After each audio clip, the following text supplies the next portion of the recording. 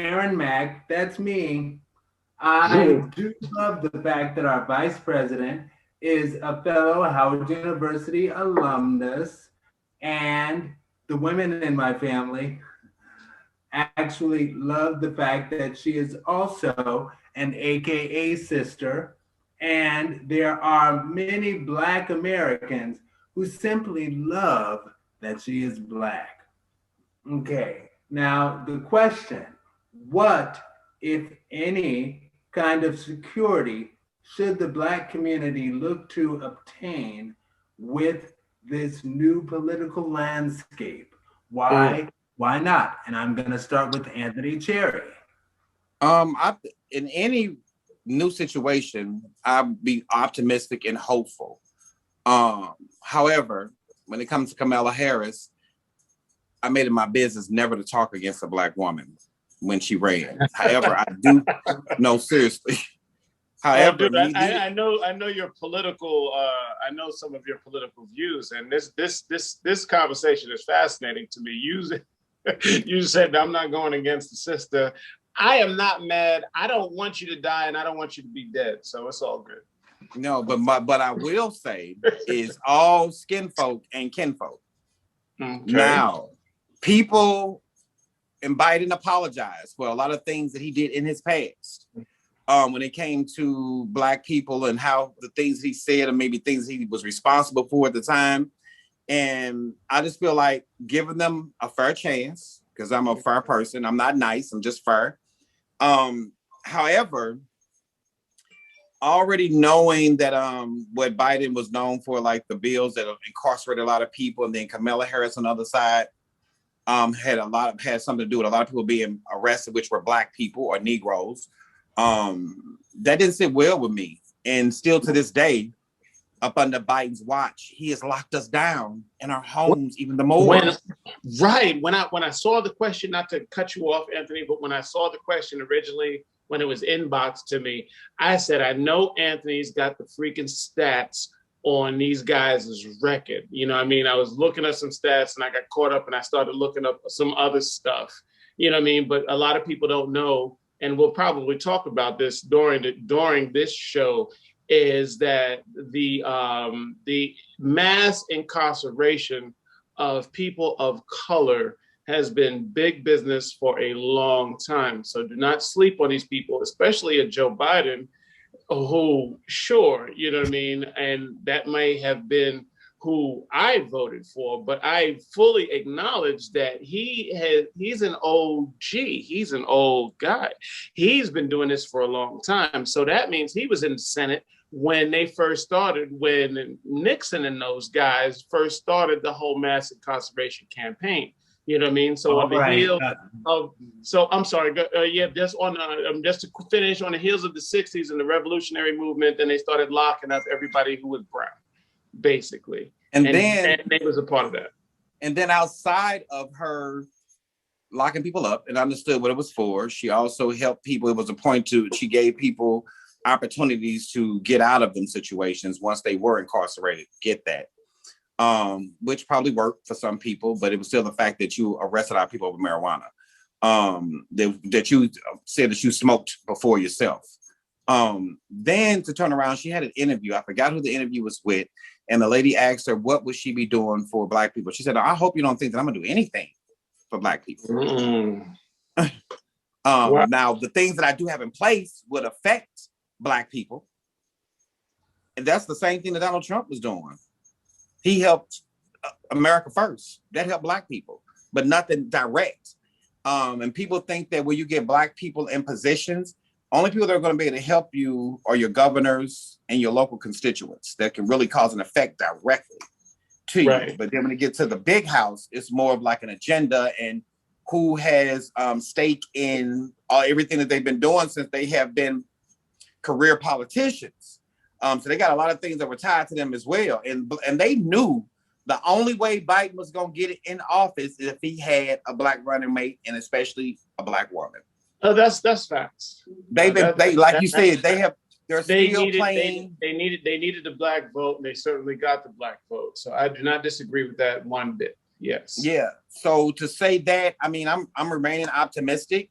We're just a couple of months in. It's been some things that have stuck out to me with a bunch of like, even to the point to where like I'm gay, totally LBGT, however the words go.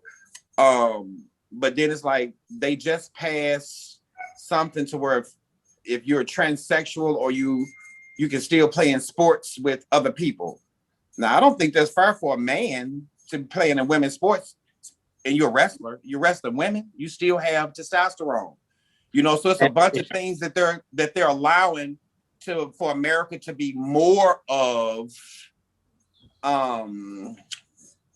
what is the place called? Babylon. Right. And yeah, and so it doesn't, because back in the day it was to be gay, you were authentically gay. You were authentically gay. It was your choice. You were not influenced by anything. It was not pushed and shoved in your face. The conservatism in America is depleting. The dream of Martin Luther King is depleting. And right. I'll just say, I'll end this on, I am watching as well as praying.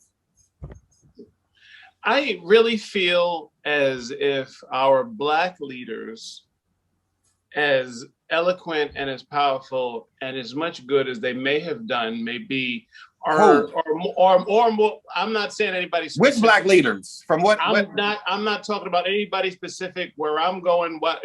Just hold on. Because we don't have any Black leaders. Right, and I see your point. However, any Black person in a position of leadership, regardless if they're actually leading or not. Let's just say, what I'm talking about is the face on the package. I'm just talking about the face. You know what I mean? Not the semantics on how effective they are. I'm just talking about the image of that. Got it. It could, and the image itself, in my personal opinion, is comfort food, because regardless of what they are or what they aren't doing, there is no revolutionary movement of any color that is effective without a grassroots movement on the ground.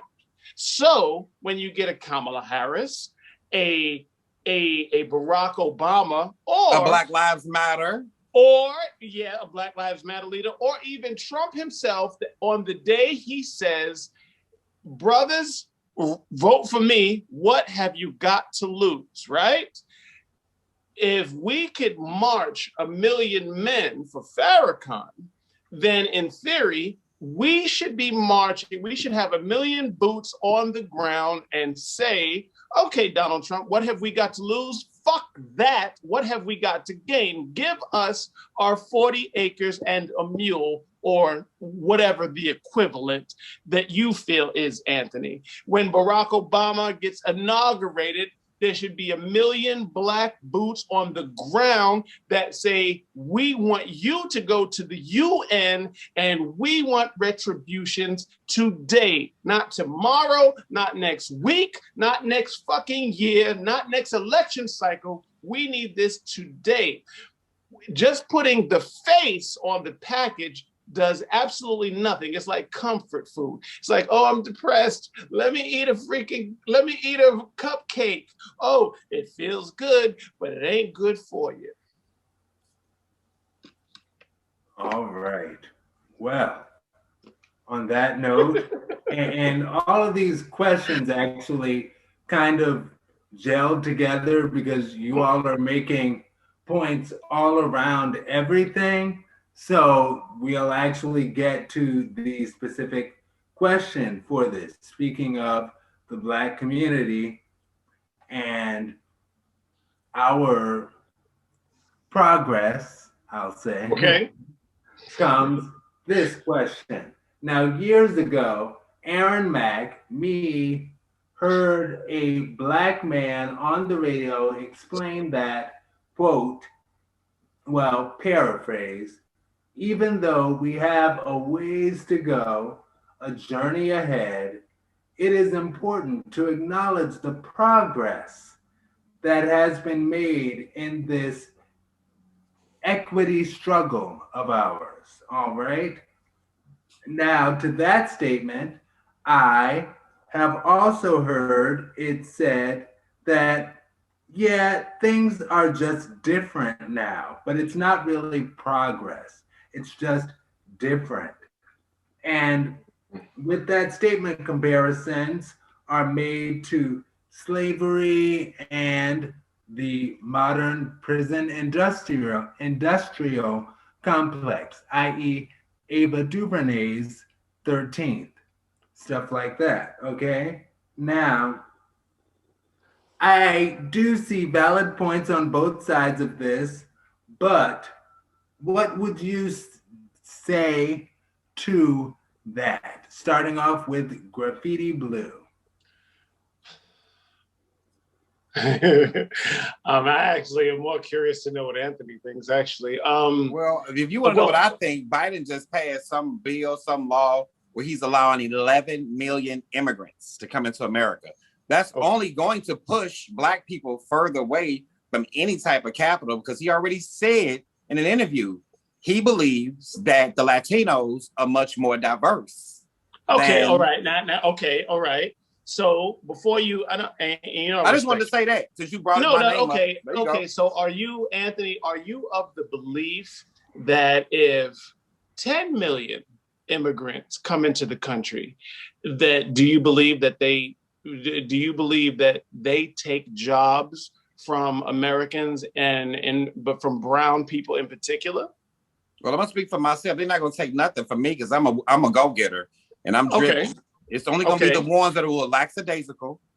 You're gonna get pushed further and further away from even having any hope of opportunity. First of all, we can't keep blaming everything on the white man or this society. It starts with you first.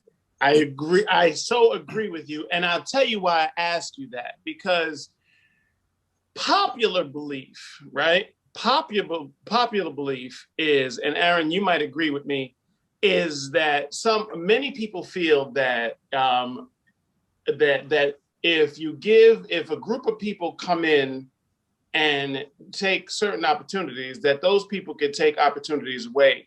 But the real science of this is that and there are needs and jobs for another 10 million people, well, then that's not 10 million jobs being taken from people. That's really 10 million more new jobs, because for every one of those 10 million that come in, they need food, they need shelter, they need light, they need their haircuts, they need sneakers, they need clothes, they need heat, they need all the 10 million opportunities. 10 million, yeah, they take 10 million jobs that you really didn't want in the first place.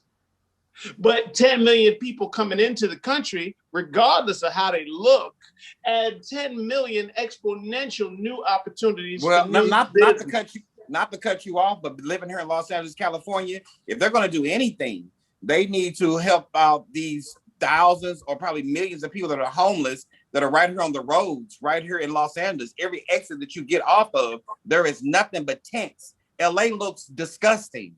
Tents? Like refugees? What? No, homeless people. Let's start with our own first. You want to go get 11 million. You have not even targeted the issues that we have here at home. Even like with the coronavirus bill that they just passed or trying to pass or pass in Congress, it is helping more people in other countries than the percentage that they'll be giving back to us. And I know you're looking out for your assets and everything else that you have business dealings with, but that's not fair to us. Once again, you got 11 million people you're trying to bring. Of course, that 11 million may generate jobs, but we have people here in America that are homeless, living on the streets. So that doesn't even make sense to me logically. Right, and that's what our last get together taught me, Mr. Aaron, Mr. Anthony.